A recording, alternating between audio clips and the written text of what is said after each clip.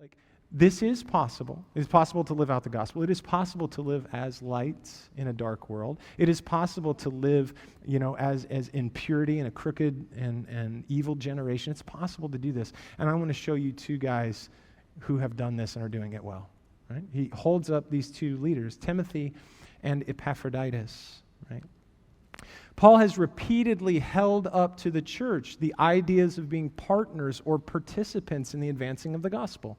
They're not spectators. And this is what many of us in church need to get today. We are not spectators, right? We don't just sit by. Church members, church attenders, Christians, we don't sit by and let the professionals do all the work, right? That's not how this works. Paul says things like to the church at Philippi, you are all partakers with me of grace. He says, through your prayers and the help of the Spirit. He says that you are engaged in the same conflict that you saw that I had. He talks about the Philippians' sacrificial offering of their faith.